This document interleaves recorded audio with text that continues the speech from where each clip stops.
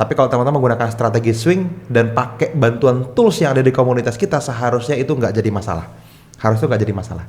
Gitu. Paling buffernya aja yang jadi masalah. Nah, makanya kenapa teman-teman, terus gimana dong mas buffernya? Sekarang jadi 7 pips, 6 pips. Teman-teman pakai aja 6% daily ATR. Dah, itu aja. Cocok simple. gitu.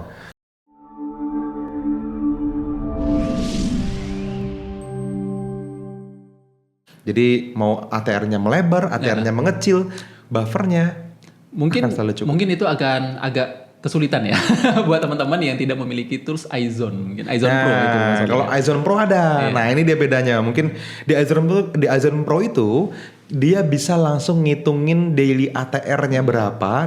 Teman-teman lihat chartnya di time frame H1 nih contohnya. Betul. Tapi ketika teman-teman milih area di iZone Pro, Buffer saya zone-nya. mau entry di sini.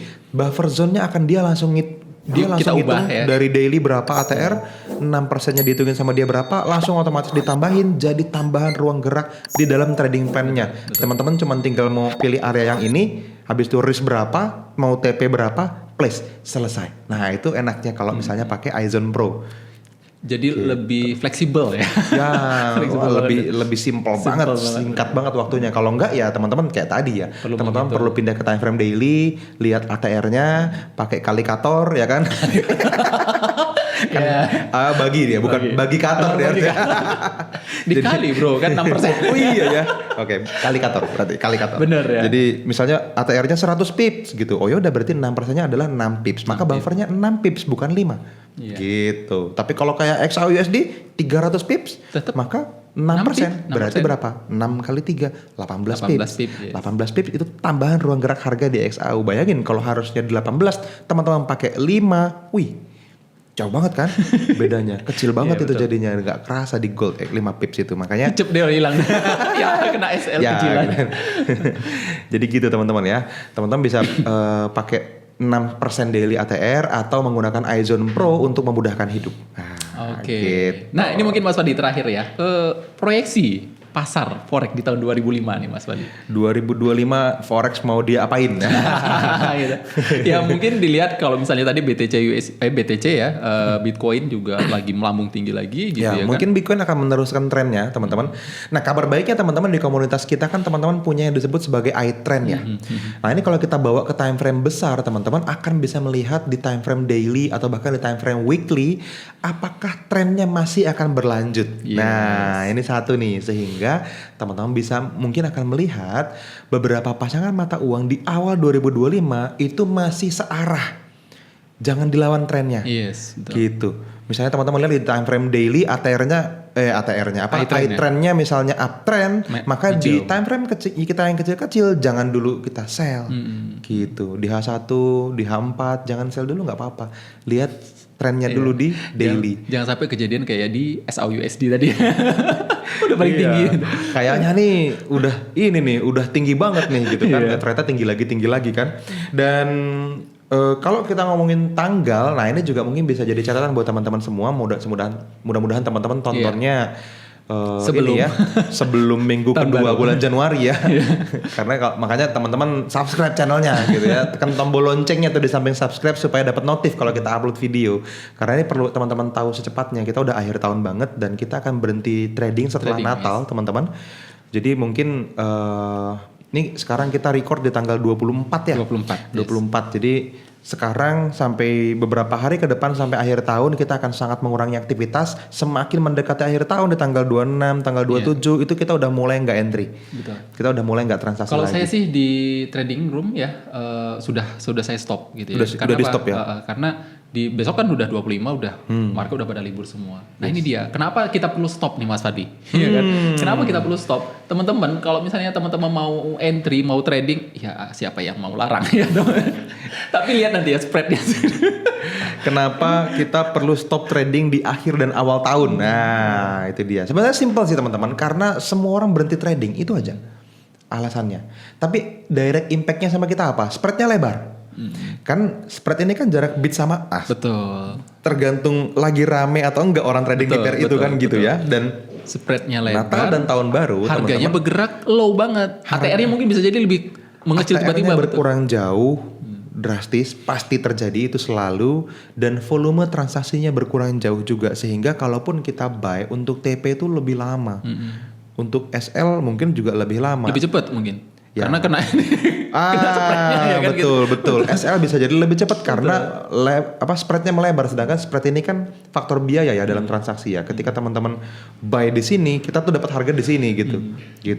Dapat harga lebih tinggi, sorry. Buy di sini dapat harga di sini karena kita dapat dari seller terdekat. Nah, ketika itu terjadi kan akunnya minus dulu gitu, butuh harga naik dulu untuk plus. Kalau spreadnya normal 1 pip, setengah pip, 0,3 pip. Kalau spreadnya jadi 12 pips, teman-teman akan kesulitan untuk balikin BEP doang, apalagi profit. Gitu. Itu kan sesuatu yang kita nggak bisa kendalikan. Nah, ketika sesuatu di luar kendali, teman-teman lebih baik kita wait and see. Nah, itu aja sih paling yang perlu teman-teman pahamin supaya teman-teman bisa menerima bahwa memang ini libur, jadi nggak apa-apa. Gitu. Ada nih yang DM ke saya di Instagram nanyain tentang libur seperti itu, tapi memang ini mungkin nanti orangnya komen ya, saya nggak sebut nama. Gitu. Nih kan saya bilang kemarin di story Instagram saya, Mas Teguh. Ada yang nanya, Mas, bulan ini libur trading tanggal berapa dan mulai lagi bulan depan tanggal berapa? Oke. Saya bilang cocokin sama liburan sekolah anak. Iya bener juga ya. Gitu kan. Dari hari Senin dong kemarin. Iya kan gitu.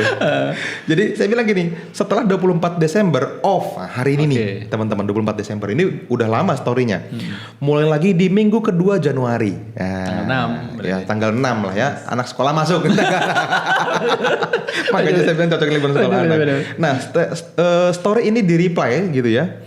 Mas, kenapa nunggu minggu kedua Januarinya? Saya bilang minggu pertama biasanya JPY masih fluktuatif.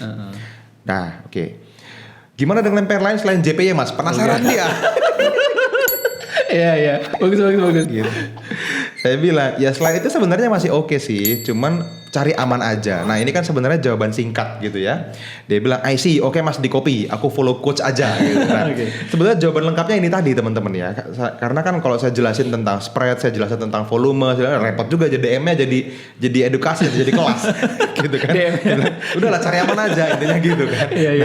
Nah, ini bro, dari yang nanya ini ya intinya gitu ya. Tapi lengkapnya ya tadi ya, karena spread melebar, karena volume berkurang, karena teman-teman akan melihat base yang sebenarnya bukan accumulation pattern institusi, tapi base kosong.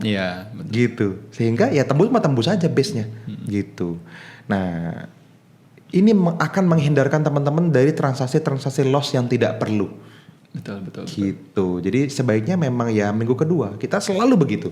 Dan kita bukannya nggak pernah coba-coba ya, kita juga pernah goblok gitu. Ya masa sih gitu kan? Ini nganggur nih tanggal 2 Januari masa kita nggak trading gitu kan? Ruh tradingnya hilang. Cobain trading ya loss juga tetap. Apalagi yang hobinya lihat biru-biru kan gitu kan, jadinya merah-merah. Kayak kehilangan jati diri kan gitu ya. Gimana dong nih? Gimana dong? Nah ya nggak apa-apa teman-teman, memang adanya begitu kok gitu. Kecuali teman-teman trading nggak nyari profit kan, trading karena happy aja. Sama kayak berangkat ke kasino gitu kan, seneng aja gitu. Loss juga nggak apa-apa, namanya juga gambling, hiburan kan, adrenalin ya. Kalau itu ya monggo silakan ya, boleh-boleh aja. Cuman kalau teman-teman tradingnya memang for money serius, teman-teman membangun skill apalagi itu bisa rusak skillnya. Psikologisnya bisa terganggu kalau teman-teman paksain trading di waktu yang tidak disarankan gitu. Jadi libur aja lah nggak apa-apa. So teman-teman ya, close market ya kita tetap libur ya, kita tetap libur. Tetap. Nikmati. Nah, jadi ngapain ini? Ngapain ini gitu. Pertanyaan selanjutnya jadi penting kan. Terus kalau nggak trading ngapain Mas gitu. Teman-teman trader jangan entry. Gini loh. Nah, ini perlu diperjelas nih Mas Teguh. Kita kan trading ya. Dan trader, kalau teman-teman punya identitas diri, Mas saya ini trader, masa nggak trading?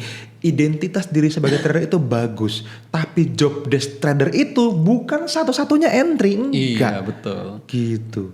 Anda bisa banyak ngelakuin aktivitas yang bermanfaat buat hidup seorang trader loh, backtesting misalnya. Betul. Manfaatin waktu, gitu. Jadi bukan berarti, Mas, masa saya jadi nggak ngelihat chart Mas libur loh, backtesting. Matamu di chart seharian tuh. Cinta chart jadi. Jadi sangat cinta sama chart. Lihat, oh kenapa selama ini saya masih ngalamin transaksi loss lebih banyak di review. Oh harusnya ini saya nggak entry. Teman-teman akan melihat dari pinggir lapangan. Tadinya kan sebagai trader, sebagai pemain. Iya. Teman-teman berubah point of view-nya jadi sebagai coach. Yes, Oh betul. ini saya entry karena saya ketakutan kemarin FOMO ini. Harusnya jangan. Bisa jadi dihajar semuanya padahal trennya belum confirm. Atau entry-nya di white space yang berlebihan. Ada banyak yang bisa teman-teman temukan sebagai kebodohan masa lalu yang tidak diulang tuh. Karena teman-teman backtesting. Iya, iya Gitu. betul. Atau forward test datanya dilihat lagi. Kenapa entry di sini? Tulis alasannya. Kenapa entry di sini? Tulis alasannya. Ada nggak yang alasannya cuma karena takut? Tuh. Yes. Kayak tadi ya saya tulis tadi ya. Iya, kayak Mas Teguh tuh kan karena review teman-teman. Karena dia mundur ke belakang, dia lihat risetnya, dia cari tahu, oh ternyata bagian yang ini karena aku takut. Gitu. Kalau kita sadar, baru kita berubah. Kalau teman-teman nggak sadar, ya nggak ada perubahan. Dan kesadaran datang dari review. Betul. Gitu. Ini dia waktunya gitu. Selain kita mendapatkan kesadaran untuk kita bisa berubah, teman-teman juga punya yang selanjutnya nih, kebutuhan berubah. Yes. Gitu. Karena susah nih ngomong sama kebutuhan ngomongin perubahan sama orang yang merasa nggak butuh berubah. butuh berubah, Kan betul, gitu. iya. Ketika dia sadar, oh ternyata ada yang salah, ada yang salah. Oh berarti butuh upgrade diri.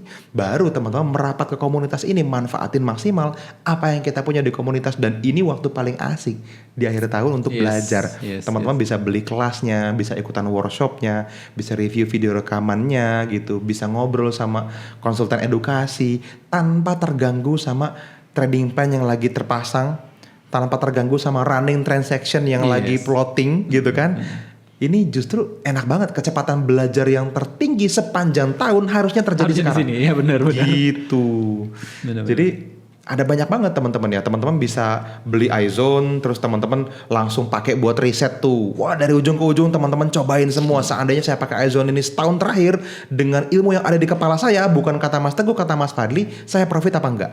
Apa yang terjadi Ya, gitu ya, betul. berbekal iZone gitu kan. Sehingga teman-teman tahu, seharusnya kita lebih kaya dari hari ini ya. gitu kan. Misalnya Iya, gitu iya. kan. Atau beli kelas misalnya Forex with DA gitu. Atau beli tools exponential scalper. Ini tools lagi banyak banget yang cari. Ada orang yang bahkan beli sampai beberapa Mas Teguh. Karena Wow, dia kelola oke. akun banyak. Sementara toolsnya ini dapat untuk 2 akun. 2 akun, iya. Dia mau kelola 4 ya, punyanya 2 dong tools exponential scalpernya kan gitu. Jadi tools ini untuk teman-teman scalping itu asik banget. Dan Bantu banget ya. saya kasih tahu sama teman-teman, perubahan seorang traders itu perlu menyeluruh sampai ke level bawah sadarnya dia. Oke. Betul. Kalau cuma sekedar technical, teman-teman beli kelas exponential scalper, dapat toolsnya, teman-teman tonton sehari selesai. Tapi untuk merubah diri menjadi seorang scalper yang sukses, sehingga identitas dirinya tertanam, itu mungkin butuh waktu lebih lama. Nah, kabar baiknya akhir tahun ini waktunya banyak. Dimanfaatin Betul. buat pelajarin kelas-kelas penting yang ada di komunitas Forex NFC. Dan tradingnya libur, tapi konsultan edukasi kita nggak libur. Jadi bisa tetap ngobrol gitu. At least teman-teman jelasin lah kondisinya. Sekarang saya kayak gini, mumpung akhir tahun dan awal tahun, saya sebaiknya ngapain? Nanti dikasih mungkin video edukasi yang ini, tonton Mas gitu. Silakan Kak manfaatin yang ini, silakan ambil program yang ini kalau di kondisi seperti ini. Itu tujuan mereka ada di dunia ini buat bantu Anda gitu. Jadi Iya. belajar, asli belajar. Upgrade diri. Gitu. Saya Ya, udah upgrade excited skill. banget loh. Iya, betul. Gitu. Saya ngobrol sama istri saya.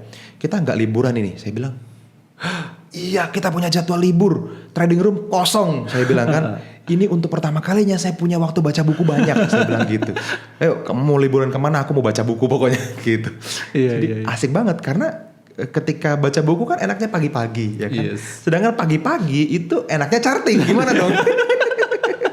Jadi kadang-kadang tabrakan Iya, ya. iya. Nah, teman-teman bisa manfaatin untuk Betul. belajar, untuk upgrade diri gitu. Ya, komunitas ini selalu ada buat teman-teman. Oke. Gitu. Apa aja berarti teman-teman yang dilakukan? Backtesting. Backtesting ya kan? gitu ya. Tonton video-video di channel YouTube ini, Videonya, itu betul. lebih Upgrade banyak. diri, upgrade skillnya gitu ya. Yes. Backtesting lagi. Iya, nggak apa-apa, betul, memang betul, itu betul, pekerjaan betul, kita betul, teman-teman. Emang itu checklistnya trader, job desknya trader ya itu. Betul. Dan ketika teman-teman sudah backtesting, pertanyaan teman-teman yang nantinya yang mungkin pernah teman-teman tanyakan kepada kita ketika teman-teman sudah 3 kali backtesting tidak akan pernah teman-teman tanyain lagi. Oh iya. Asli teman-teman. Sudah serius. tahu semuanya. Nih, Gitu. saya belajar di Online Trading Academy itu balik 2 kali teman-teman. Belajar hal yang sama waktu itu. Belajar banyak nih ngumpul di pertanyaan nih di kepala. Tapi waktu itu singkat waktunya, cuman 3 jam kelasnya. Waktu itu kelas market timing. Kalau nggak salah yang ngajar Todd Davis dari California. Dia jelasin tentang market timing, kapan kita trading, kapan kita sebaiknya tidak trading, market itu ada zona waktunya, terus pengaruhnya apa sama saat kita melihat chart, semuanya dibahas. Terus muncul banyak pertanyaan di kepala saya kan. Terus Todd bilang gini, praktekin aja dulu, habis itu backtesting, habis itu nanti kita ngobrol. Gitu, nggak usah nanya sekarang, cobain dulu aja semua.